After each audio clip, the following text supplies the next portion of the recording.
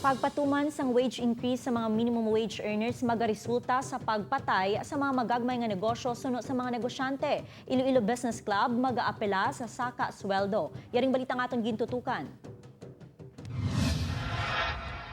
Ginalantaw sa mga magagmay nga negosyante nga mapatay ang ilang negosyo sa tion nga mapatuman na ang wage increase nga 55 to 110 pesos sa mga minimum wage earners sa non-agriculture, industrial kag commercial establishments sa Western Visayas. Ang negosyante nga si Roy hindi pabor sa dugang nga sweldo sa mga mamumugon. Si Roy ang isa sa labi nga naapektuhan sang pandemya gani naguntat ang negosyo sini nga rice trading sang Disyembre kag subong may magamay na ini nga flower shop. Suno sa iya may domino effect ang pagdugang sa sweldo sa mga mamumugon. Ini ang magaresulta man sang pagmahal sa mga presyo sa mga nagapanguna nga balaklon. Naturally, they will be added to the cost of the goods, isn't it? It's not oil. The oil, of course, is because of the war of the thing. But the main economy of the country is when you increase something like a labor wages, then the price of basic commodities will also be increased.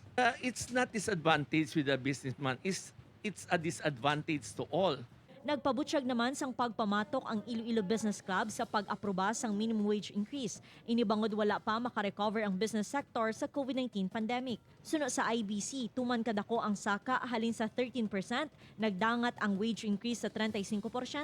Sa diin dako nga mahalitan ang micro, small and medium enterprises. Nahibaluan nga mas mataas pa ang wage hike sa rehiyon kung ikumparar sa NCR nga ginaprubahan sang wage board. Plano subong sang IBC nga mag-apela sa National Wages and Productivity Commission matapos ang publication sang wage order. Agud mahibaluan kung ano ang nangin basehan sang Regional Tripartite Wages and Productivity Board sa pagpasaka sang sweldo sa mga mamumugon. Gusto gid namon nga mabalaan man ang reason, ang basis sang aton nga Regional Wage Board o na coming up with such a figure nga anong nila, anong gintulok nila, anong basis nila. Kay ang amon nga proposal before was only 3%. So, it means 10 to 12 pesos increase lang. May ara man to iban nga figures nga ginlatag ang iban nga business sectors. Pero wala gid kami ka-anticipate nga amuni ka taas nga 13 to 35% ang increase. Upod Kiromel Porquia, Zen Kilantang, One Western Visayas.